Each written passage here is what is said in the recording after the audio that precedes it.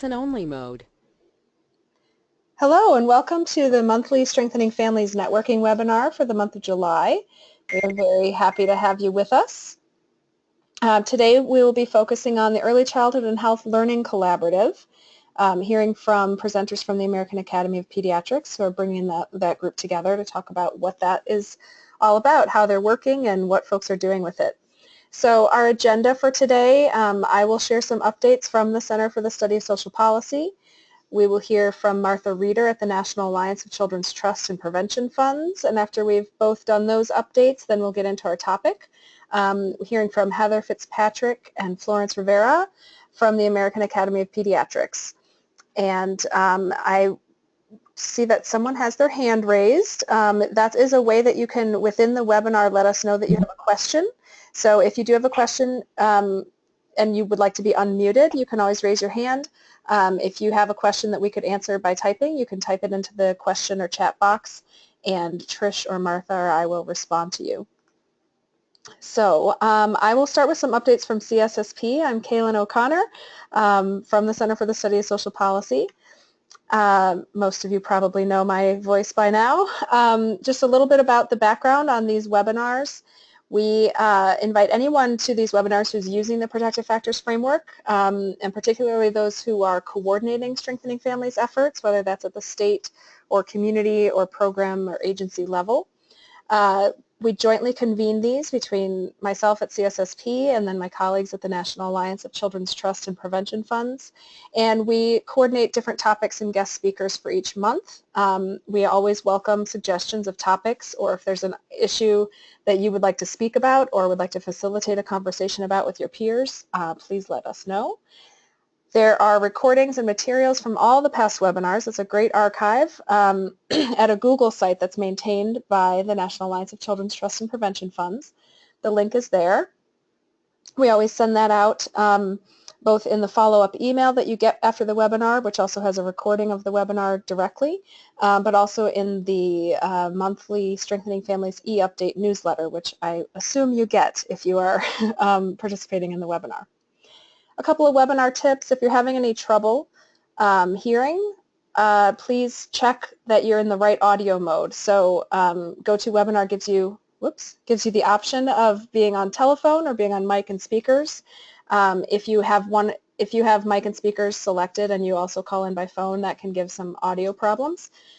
So check that. If you're calling in on the phone, do enter your audio PIN. That's what lets the system recognize who you are. And that way we can unmute you and you can ask questions, and we'll know who you are, things like that.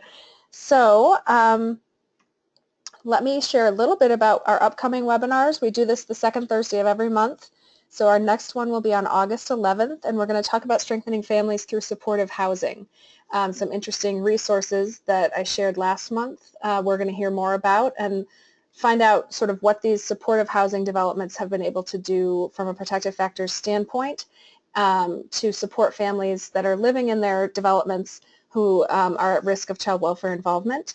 And I think you will get a lot out of that as that you could use for potentially reaching out to partners in the housing field. It's an area that we know is really important to families, but they're not always around the table in discussions about early childhood. So I hope you're looking forward to that as much as I am.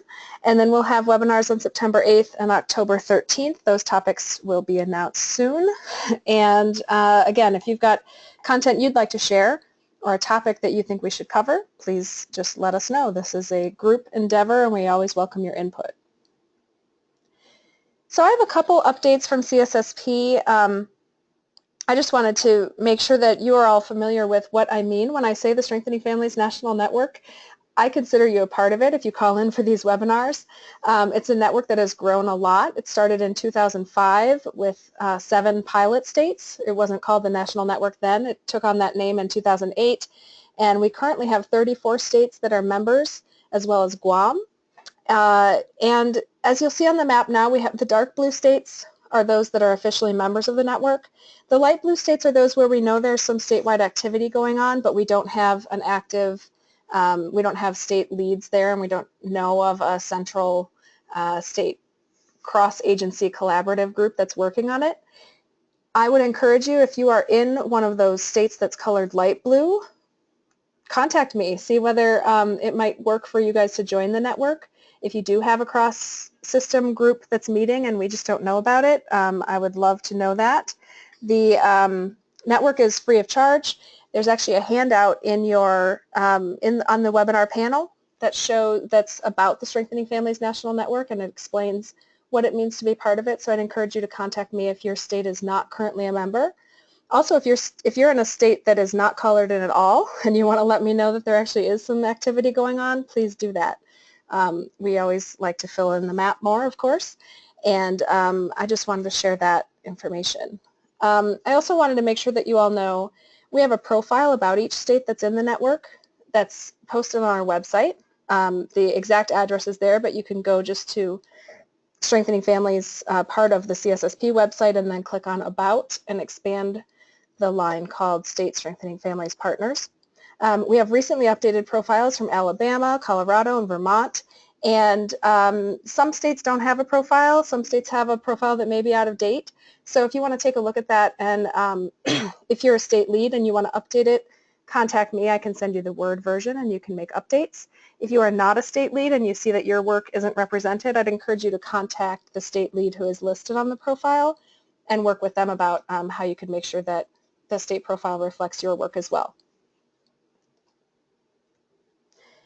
And one final update from the Center for the Study of Social Policy. We just today, or I guess yesterday, released a new issue brief on food insecurity in early childhood. So this is an area that is not directly related to strengthening families, but clearly it's an important need for families. We could put it in that concrete support in times of need category. The issue brief includes action suggestions for early childhood service providers as well as for policymakers. There's some really good ideas in there, so I hope that you will download it from the attached, sorry, from the link there. It's not included as one of the handouts, but you can go to the link and grab it from there. And please let me know if you have questions about that, or if you are actually doing some work on food insecurity that's linked in with your Strengthening Families work. I'd love to hear about that. So just keeping lines of communication open. Let me know if this is an area that you've already been doing some work. Okay, I'd like to welcome Martha Reeder to share some updates from the National Alliance of Children's Trust and Prevention Funds. Good afternoon, everyone. I'm delighted to be with you this afternoon and just share some things that are going on at the Alliance. Right this very day, our national training team is in Columbia, South Carolina, wrapping up a training of trainers event there. They just finished a similar event in Madison, Wisconsin a few weeks ago, and the next event that we have where we have an open registration is in Prescott Valley, Arizona, which is just about an hour or hour and a half north of Phoenix. And it's a beautiful location, and we were there last year. We're going back again to train another group of trainers, but if you're interested in participating in that training, you can find out more about the details of that at the link that you see here.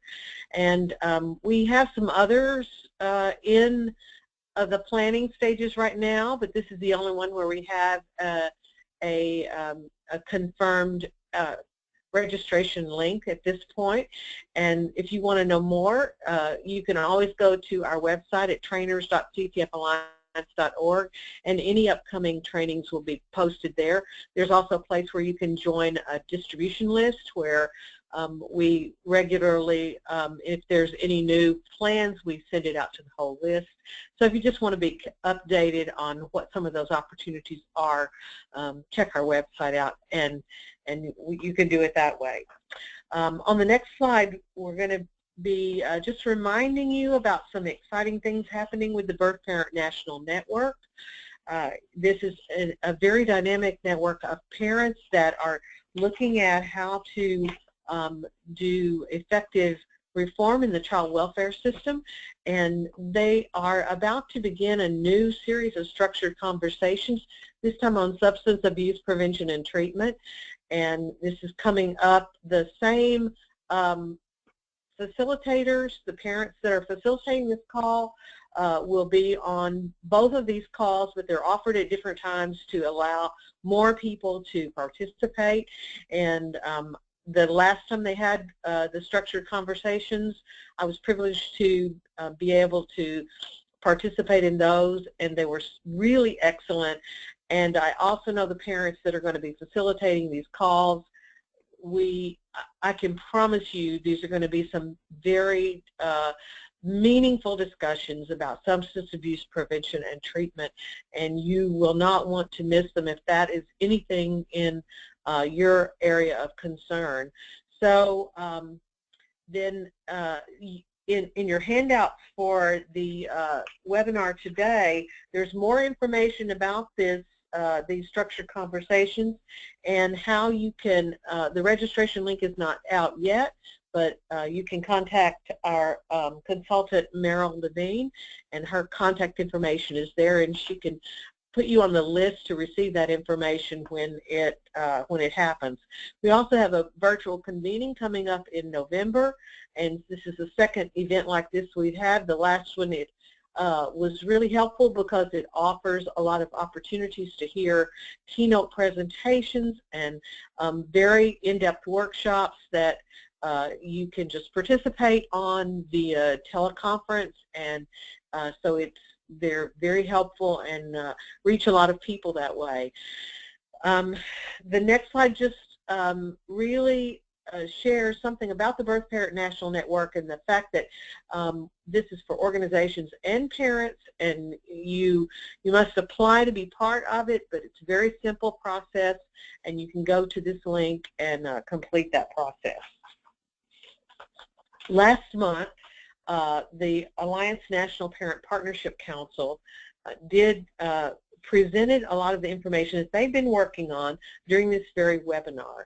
And I wanted just to remind you of the resources that they are developing, and this particular, these two thumbprints that you see, thumbnails of the infographics that they have been developing are really the first in a series of infographics that will share what we are learning from parents about how parents across the country are embracing the protective factor framework. And since we had the webinar last month, I have already received some incredible reports from parents that have used this first one. The acrostic that you see called Partnering with Parents is really a conversation starter tool. And on the back side of this infographic, there are some suggested ways to use it, how to use it in conversations with parents only, with parents and providers, with just some suggestions for ways it can be a very effective way to get a good conversation going and to start fostering that relationship with parents. So we've gotten some very good reports from people that have already used this in PTA meetings and a lot of other different situations as well. And then there is going to be a series for each protective factor that basically collects information from across the country from parents that give very concrete examples of those everyday actions that are part of the framework for each protective factor. So they're very down to earth, very important examples of ways that parents are making the protective factors come to life in their everyday life. And on the flip side of these series for each protective factor will be translations of the protective factors from a lot of different parent groups across the country, including a group of dads who really summarize the protective factors and put them on a credit card size little piece of paper that can go in their wallet, and a little wallet card. And so it's really taking one protective factor at a time and looking very closely at how parents across the country are really embracing that specific protective factor. And we anticipate that the other 4 protective factors will be coming out in the next few months as the parents are working on them. So this is a very dynamic group of parents, and they are busy really working at strengthening the families in the communities and the states that they represent. So I think you'll be very encouraged by looking at this information. And finally, we have some very exciting news to share with you, that our in-person training for bringing the protective factors to life in your work is in the process of being translated into Spanish. And we've already begun this work, and if you have been involved in any sort of project like this, you will know that it is a multi-step project, and just the actual translation is just the beginning of that process, so that we will get the materials to a point where we can share them and have some bilingual trainers that will be able to deliver this training to those whose primary language is Spanish. And many of you were a part of the process of piloting the online training, so there'll be a similar kind of process of looking at the content for clarity of concepts, the ease of use, the appropriateness of the examples and graphics, and all of the things that will make this a great tool to use that is culturally appropriate and linguistically appropriate, and then refining this as needed based on the feedback and the observation that we're able to gain in the process. But we're well into this, and we are very excited. We've already had a couple of trainings in which the materials for 3 of the 7 courses have already been shared in that training setting, and we've had very good and positive feedback so far. So many of you have asked about this from time to time, and I just wanted to keep you updated that it is coming, and we're very excited to be able to share it with you. And that's all I have today. Thank you, Martha. That is such great news. And Tish McInnes in Alabama typed in that Alabama is thrilled about this news as well. So I know other people around the country are also cheering as you say this. Just wanted to share that feedback. Thank you. Thank you for all those updates. One thing I did want to mention, you referred to the webinar last month where we heard from the Alliance Parent Partnership Council, and they shared those materials. It was fantastic. And the father group that put the protective factors into very simple language on the back of a credit card sized card, there was so much interest in that when Janae just mentioned it on the call, and I was able to contact Kirk Chug in Utah, who was the developer of that. He leads a program called the Gentleman Project, and right.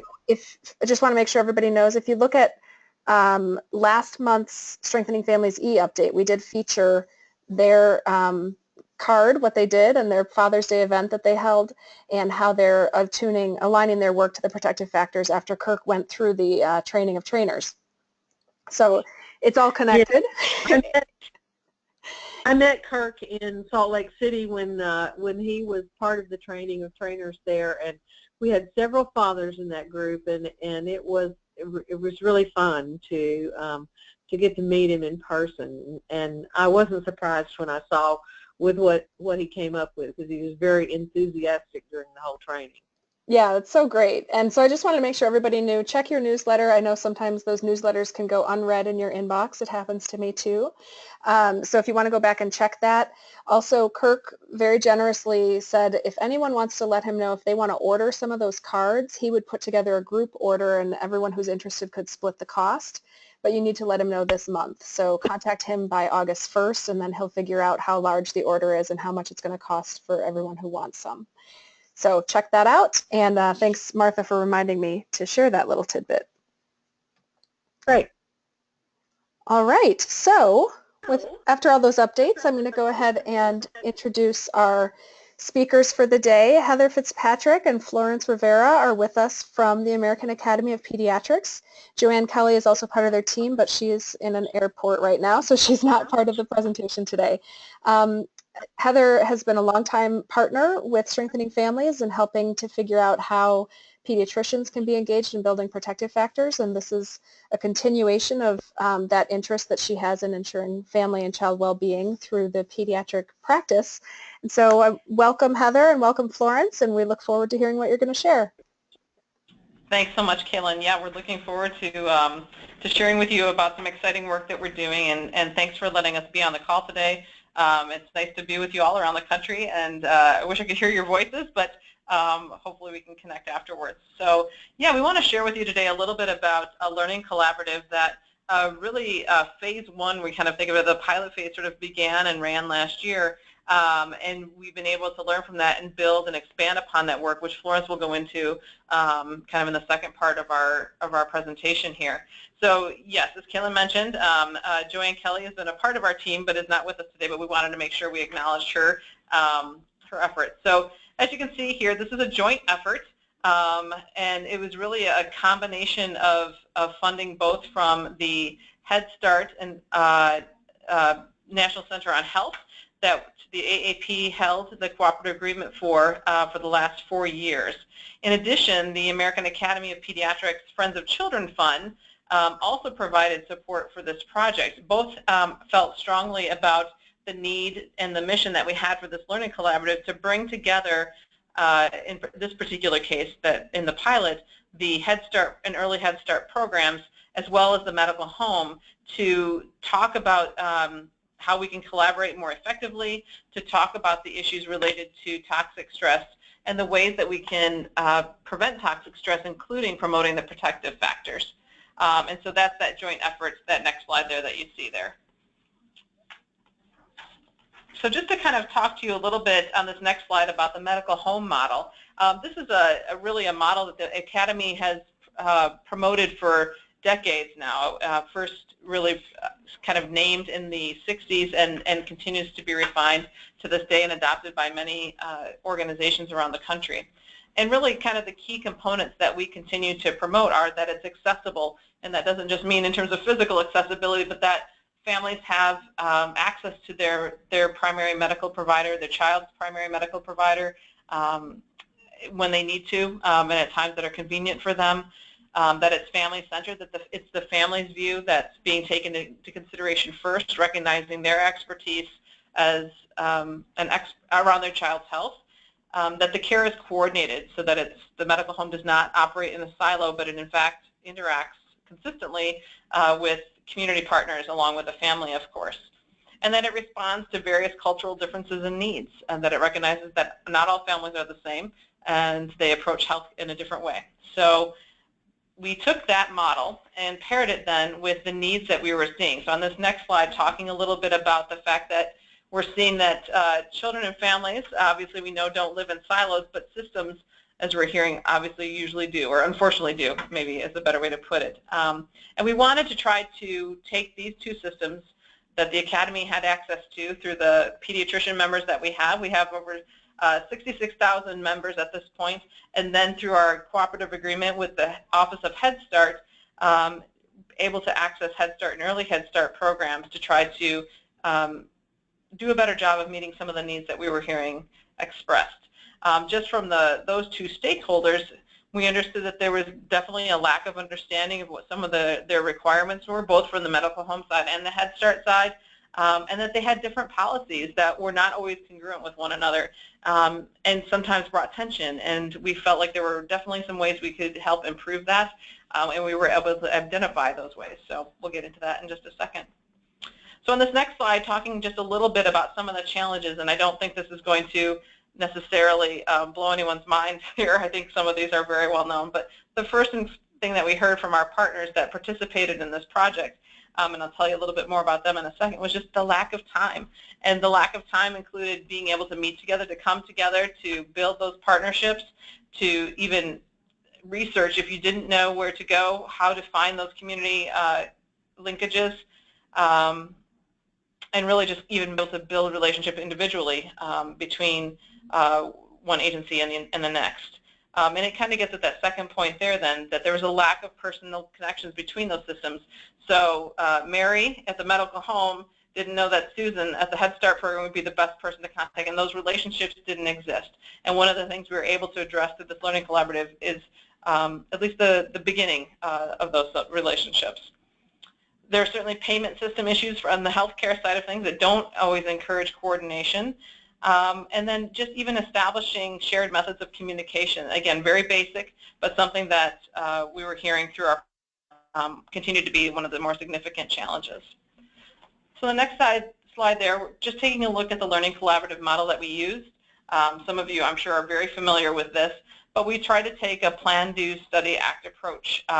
In other words, taking a small piece, a smaller idea, and trying to implement it, collecting data, having dialogue, learning from it, and then making necessary changes and moving that forward. So integrated with all of that, of course, were team participation, and I'll tell you a little bit about that in a second, virtual and in-person learning sessions, so a chance to increase knowledge in some of the areas we had identified as priorities, establishing measurable goals, and then all of this being done in a finite period of time so that it wasn't something that would be overwhelming for the teams and feel like it was something that was going to go on forever. So just a quick overview of the process. So back in February or March of last year of 2015, we began with an application process with the support again of the Academy and the Office of Head Start. And we invited anyone who was interested to come together as partners. So they had to come together both with the Head Start program and the medical home. Even if they didn't know each other prior to that, that was fine. But they came together and said, okay, we really want to try to build this partnership, and we want to come together and participate in this. We had both programmatic level partners as well as system level partners. So the programmatic example would be you've got one medical practice coming with one Head Start program, and they're in the same community, and they've known about each other perhaps, but haven't really worked together, so they would come together. That system level partnership looked more like perhaps an AAP chapter or a Department of Public Health, and then coming with maybe a state regional collaboration office or something along those lines. So those were the two types of applications we saw come in. We did encourage the inclusion of a family representative, and approximately 2/3 of the teams actually did bring a family representative with them at the end of all things. And we wanted to let them know ahead of time that while collaboration between the two systems was the primary goal, we would also be taking a look at the issue of toxic stress. So they were aware of that and very interested in that. And at the end of the day, at the end of the application process, we ended up with 6 teams from 6 different states that wanted to participate and felt like we felt like they would be able to support the efforts over the coming 6 months.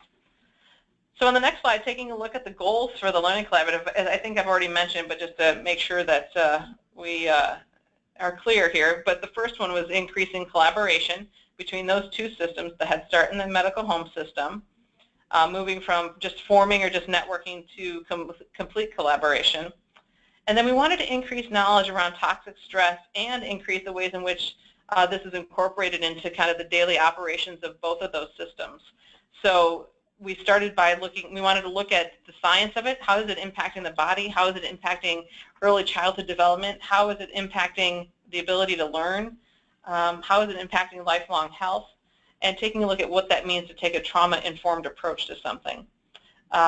And this kind of shifted a little bit, and I'll get into that in a second as we brought on some of our subject matter experts to also include the protective factors and resilience building as well. So just to tell you a little bit on the next slide about the participants, as I said, we had ended up with 6 teams representing 6 different states. 2 of those were system level, so we had one Department of Public Health and one chapter partnering with a kind of a larger, more state-level Head Start partner, and then 4 program levels partners. So again, where you'd have one medical home and then one Head Start program. And they were all in various levels of collaboration, but I would say that most of them definitely were in the very beginning stages. Some of them had at least introduced one another to each other, but most were not working together very collaboratively prior to that. So just to share with you a little bit, one of the first things we had the teams do was to identify what they wanted to get out of this learning collaborative. We called those aim statements, so things that were time limited and very specific and measurable. And so just to, I won't go through each of these in real detail, but just so you can get a sense of what the teams are working on, and I think you'll see definitely a lot of commonality there. For the state of Georgia, again, this is a system level one, so it was the AAP state chapter and the regional office for Head Start. They focused on increasing knowledge around toxic stress and some potential collaboration opportunities, and they wanted to identify a process that could be used to identify toxic stress in children. And that was something that was really important to them, and they had started the development of a tool which they're still working on now, so that's something that's ongoing for them. For the next state, Illinois, that was a program level collaboration, and they had kind of a really unique approach by bringing on medical students and interns and educating them not just about toxic stress, but also about Head Start programs overall. So many of you, I'm sure, know that the medical school preparation does not usually include a lot of community-based types of interactions. You maybe have a community rotation for a few weeks, but it doesn't get very specific. So these medical students were just amazed by what was available to them and in the Head Start program. And in turn, the Head Start partners were very excited to be able to know that this next generation of doctors that would be coming out of med school and practicing more independently in the not-too-distant future would have more complete knowledge about how to make those referrals and what types of resources that Head Start program could offer their patients and families. They were able to do some unique activities around pre- and post-tests and that sort of thing as well. They also brought together some other community partners, but that didn't end up specifically in their aim statement. The next state profile here on Maryland, just to quickly highlight, they did some continuing medical education events, which was huge because it's a draw for a lot of the medical partners that were involved with their Department of Public Health. These are system level partnerships here. They also did a focus group with the Head Start parents. One of the things we were able to expand upon with some of the subject matter experts that we brought in, including Be Strong Families, was to bring in more of that positive side of things. So we felt it was certainly important to understand toxic stress, but also to bring in that, how do we prevent this from happening in the first place? And so through the use of some parent cafes, they were able to actually engage parents and kind of take on that family-centered approach that the medical home is supposed to have anyways, and really hear from them, help them understand what toxic stress might be, because many of the parents that they were working with had experienced that. But then what could they do? And this is one of the first questions that would come from the parents. They were so glad to understand it. It really helped them in their own healing process. But then they said, I don't want to pass these along. I don't want to pass this along to my own child. And so that was a great opportunity for them to talk about the protective factors and to really empower families to and give them some language to talk about some of these things. So it was a pretty exciting time for the Maryland team. They were also able to do, and it doesn't say this here specifically, but they were able to do viewing of the Raising of America and brought in a larger, broader community as well to raise awareness about the importance of supporting healthy, positive early childhood. The next one is Oregon. Again, this is a program level partner. And they, too, did a lot of community-wide education. They're from a more rural environment, so they took advantage of that fact, actually, that there was a more close-knit community and pulled together a lot of those different partners.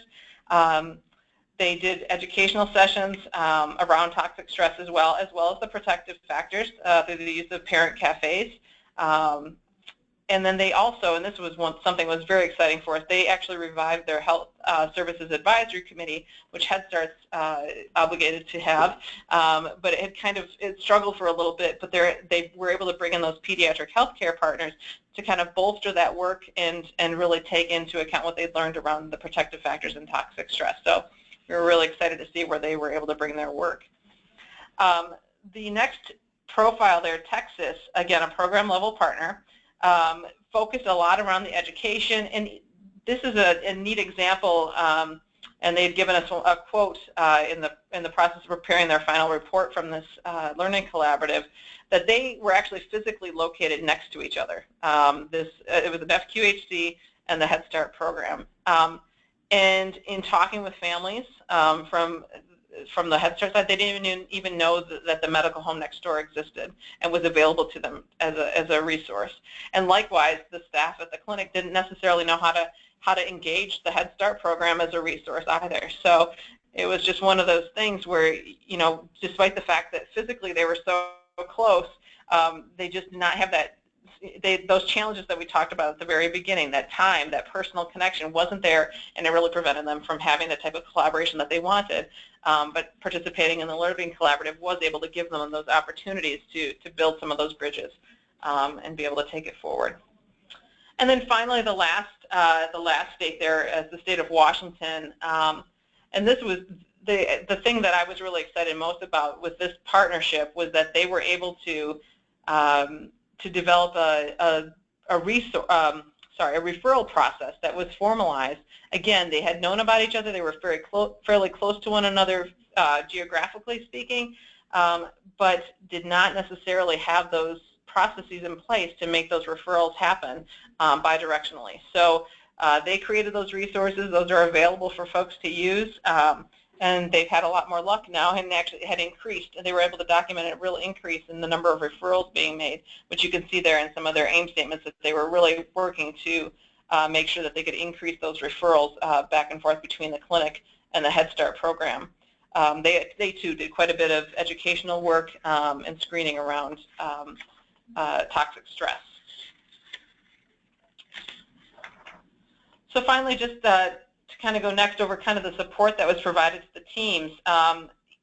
One of the things that's unique to think about this Learning Collaborative is that we had a quality improvement advisor who walked with the teams the whole way through. She was really able to engage them and talk with them on a regular basis about how were they able to measure that they were improving this partnership, and where were they going with that, which maybe it sounds a little academic, but for them too, thinking about accessing additional funding resources, even demonstrating, you know, as Head Start grantees now are reapplying every 5 years, and kind of being able to show that they've got these stronger community partnerships in place is actually a really important thing. So she was able to work with them on that. I mentioned that we worked with Be Strong Families. Kathy Getz-Wolf is probably a name that many of you recognize. She was our subject matter expert on family engagement, she and her team, and she was able to actually go on site to all 6 states and provide some training on how to conduct parent cafes as a method for engaging their families more effectively. We also worked with Ava Smith from Trauma Smart to help with the more science background around toxic stress, and kind of what that looks like in a more practical sense for children that are in the clinic or children that are in the Head Start program, to help them understand what they might be seeing and maybe interpret it a little bit than they had in the past. Of course, AAP staff were there to support them, and the one thing I think that stood out is really how much they valued the peer support that they had. So they really valued the time that they got to have together as partners, but also what they were able to learn from these different teams around the country was huge for them in terms of learning and feeling supported. A couple of areas of key activities. The first is around education. So I think to summarize kind of what they were able to do around education was first just orienting one another to their organization's roles. So what did they do? Who were the staff that they had? What services could they provide? And how could they, you know, perhaps better align what they were doing with the other partner? I've already mentioned numerous times educating and raising awareness around toxic stress, but also that community outreach piece through some of the activities they were able to do together, especially around those Raising of America showings. Those were often joint activities that they were able to help promote together, which not only benefited the community, but kind of participating together in that joint project actually really made a big difference. In terms of the next slide there, key activities around policy and process, I mentioned the referral process was definitely something significant that came out that they were able to share ongoing collaboration, so many of them were able to, all of them actually started to establish regular meeting times, which sometimes just getting the space to make those plans gives the foundation then that will carry along into the future. And then engaging parents. Again, I think all of them valued it, but didn't necessarily always have the tools, so that parent cafe model was really helpful for them to be able to find a unique way to engage families and really put families in a place where they were kind of giving the primary feedback and leading the way in identifying the priority areas. So just a couple lessons learned, and then I'll go ahead and turn it over to Florence. The first around collaboration, that in-person time together, coming here for those in-person learning sessions was really critical for them. Once they got back to their home states and regular life, it became really, really hard. So we really prioritized letting them have a lot of time together. We present a little bit of content and then give them time together as a team to really digest it all. And then solidifying that referral process was key, not just for the Washington team who actually ended up coming up with a more formal procedure, but all of them really began to start to walk through that a little bit more. Around toxic stress, it really resonated with a lot of the parents. It helped them just understand what was going on with their own bodies and their own lives, given what they knew about their own childhood. So that was really exciting to hear, because it was also paired with then, okay, here's some tools actually to help support you and to help support your children. As we mentioned, to the parent cafes. And then on that next slide, just a couple of more. Engaging the community kind of brought that broader understanding, and I think certainly within 6 months of a pilot project, we didn't see massive reform, but I think some connections were made, and just giving the community some common language around the importance of early childhood and supporting early childhood programs, including effective health care. I really liked the idea, too, of changing the future through educating today's medical students. So that was something that really resonated with a lot of the teams. Even if they weren't able to do it themselves during that learning collaborative, it was something that they got really excited about and felt like, okay, there's some, especially the medical home side, many of them serve at their local universities or their local residency programs, or they host residents in their practice. And it was a way that they felt like they could engage potentially in the future. And then finally, engaging families, and I think we've said a lot of things about this already, but they were really the key to driving this work forward and driving some key messages and priority areas, and keeping the focus on those protective factors to help continue supporting their children. So with that, I'll go ahead and turn it over to Florence, who will talk about how we've learned from this, and we want to keep moving it forward.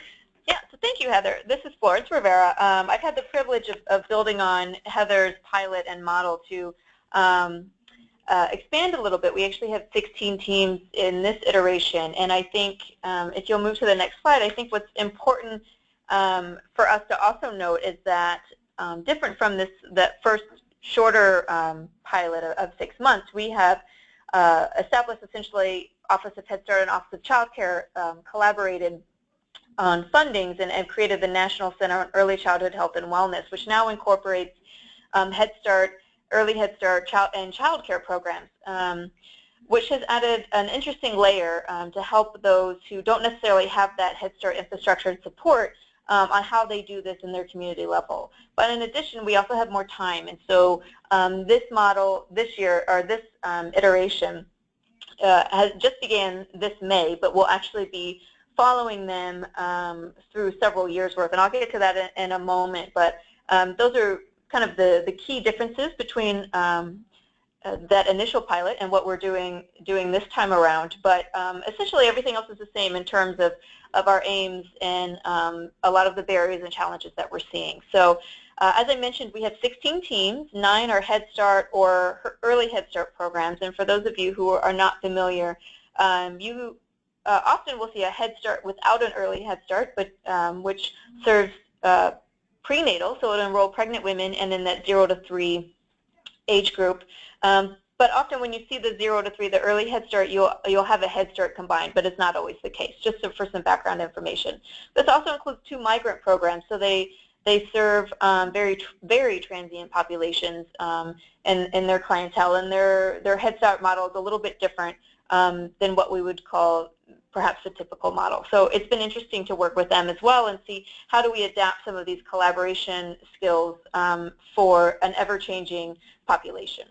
In addition, we have 6 child care programs, and one AAP chapter. So those of you, if you're not familiar completely with the American Academy of Pediatrics, we of course have our national office, and then we have chapters which are typically aligned by state, one per state, except for our large states with that may have more. So anyway, we do have one chapter collaboration who is working with larger systems throughout their state around child care support, or healthcare and child care, or Head Start supports.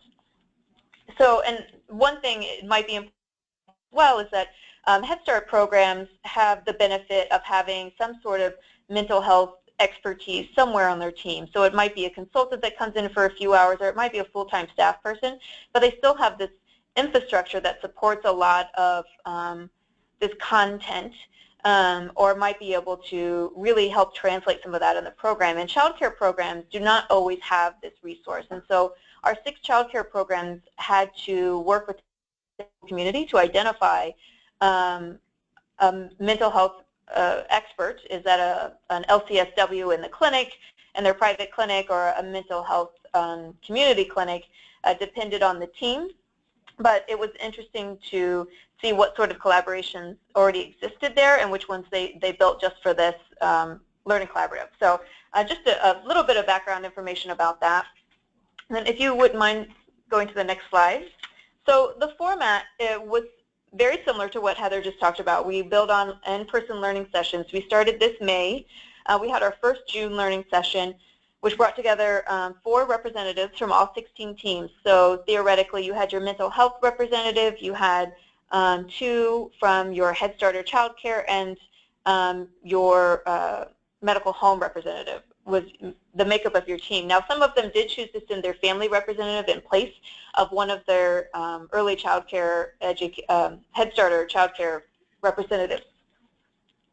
So anyway, so that happened in June, excuse me, and what we found were that there was just a wide, diverse range of those teams in terms of their collaboration efforts. And so we really used that June session to build the foundation for collaboration. We even had teams who were struggling to identify their medical home, or they were just meeting at this meeting, and then others who had been working together for a long time. So we really spent the day-and-a-half session trying to build those structures and networking and some of those opportunities. And that's really what they did in June, was develop their aim and aim statement and measures and goals for the next several months, focused on collaborating together and how to build that safety net for children and families. And we have our next learning session coming up in August, where we really get to shift the focus on resilience and those protective factors. What we did here that I don't think Heather touched upon in the first session, in our first in-person learning session in June, was this need, this desperate need for staff wellness as well. And I don't think that I'm saying anything that would blow your mind by any means, but child care staff tend to be very reflective of the community that they're serving. And so if you have families who have high ACE scores, it's very likely that you're going to have staff who also have high ACE scores. And so how do they take this back to their program or their clinic setting and say, we need to talk about this with families and help them understand the ACE screening and tools and what that means for them, and having their own staff kind of self-reflect and realize that they also have these experiences. So we will be focusing a lot on that in August as well, and it's also kind of showcasing some models that do exist around the country about collaborating around toxic stress. So it should be really interesting, and I think something additional that we'll be trying out in August is a lot of our physician partners, our medical home partners, were extremely interested in MOC, because MOC is maintenance of certification that physicians have to complete every so many years and prove that they're doing some quality improvement in their practice. And truly, when you dig into these learning sessions and this collaborative model, you're doing a lot of things aligned with those MOC requirements. And so what we'll be examining and hopefully successful with, and I'd love to come back and tell you we are, but is how do we support the physicians who are participating to also obtain MOC for this, because we feel like that is vital for broader dissemination and success of the program. So anyway, I don't want to dig too much into that, but I'm not that, go back just one more, sorry. So I just want to talk about those expanded years, because again, the original pilot was at 6 months, and now we have essentially a 4-year project where we do the first year with in-person learning sessions. We do quarterly virtual trainings where we really build some of that content expertise for both teams and help them kind of disseminate this. And then we look at lessons learned, what worked and what didn't, and how can we disseminate that across the medical home community. At the American Academy of Pediatrics, we have numerous mechanisms to disseminate successful models of this, especially if the MOC credit is successful. I think it will be widely disseminated through our infrastructure at the Academy. But in addition, Head Start and Child Care have their own training and technical assistance infrastructure.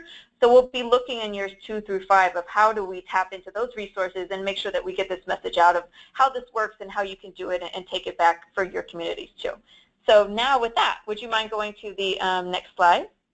And Heather and I would be happy to answer any questions that you have or may have at a later date as well. Absolutely.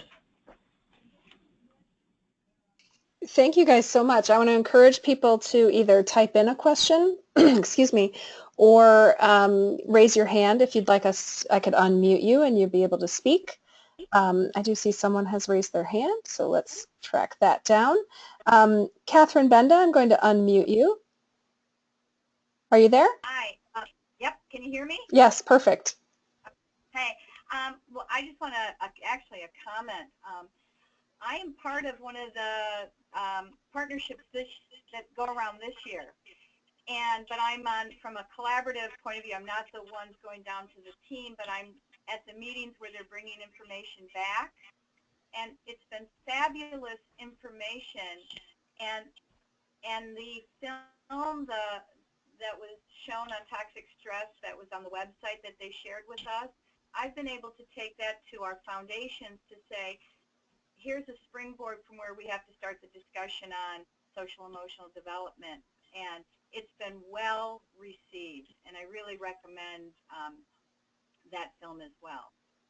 Thank you so much. That's our Breaking Through video series. It's on the Head Start website, which is the Early Childhood Learning and Knowledge Center. And Kaylin, I'll be happy to send you the link if it's helpful to send it out to folks. Yeah, that would be great. In fact, Heather, you could even type it into the chat box and everyone will be able to see it. Oh, perfect. Yes, I will do that. Okay, great. Thank you for sharing that, Catherine. All right. And then I was going to ask, I think that film is a great example, but I was wondering about other resources that might be available for other people who want to reach out and make some of these connections, even if they're not part of the Learning Collaborative, but some of the lessons they might be able to learn or resources they could use. Sure. So this is Florence. We have really, for teams, started collecting a repository of resources that exist. A lot of them right now have been requesting assessment tools that they can do with some of their activities in terms of a pre and a post assessment. And I think that we would be happy to share those as we move forward. Especially if we start getting successful models, collecting some of that information and disseminating that and some of those lessons learned. And I will say, I think that in our first year, we're really looking at collecting some of that and pulling together all of our resources, and probably in year 2, we'll be a little bit more primed to start disseminating that, but we would be very happy to do that. Great, thank you. I think a lot of people would be interested in learning that, so please, if you send anything to me, I can always get it into our newsletter, or otherwise share it with the network. Great, thank you. And Kaylin, I just sent that link, but I'm not able to get it to the full audience, so I don't know if you're able to copy and paste. And I did. I just reposted it, so everyone should be able to see that. And I'm not seeing any other questions coming in right now. Did anyone else want to raise their hand or ask a question?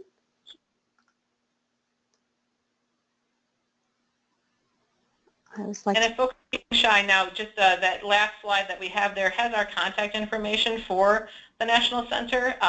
We are just coming up on finishing our first year here at the end of September, so we are very excited to be continuing this work and expanding it. So you can reach us through those, that email or that phone number. They can get you to Florence or myself, or even just pass you directly onto the resources that are on the ECLKC. And we'd be happy to follow up with anyone afterwards if you're interested. Wonderful. Thank you so much. I think this is really helpful to see some of the ways that people are making these connections across the, as you said, the silos that are not where families live, but where systems often are. So I really appreciate you taking the time to share with us. I think we may actually wrap up a couple minutes early here, which no one ever complains about. I just want to make sure you have my information, Kaylin O'Connor at cssp.org, and Martha Reeder is martha.reeder at ctfalliance.org if you have questions about anything that we shared earlier in the call. I want to thank you all for taking the time to join us today, and many, many thanks to Heather and Rivera for sharing your work. And everybody have a great summer. We'll talk soon. Thanks so much, Kaylin. Take care.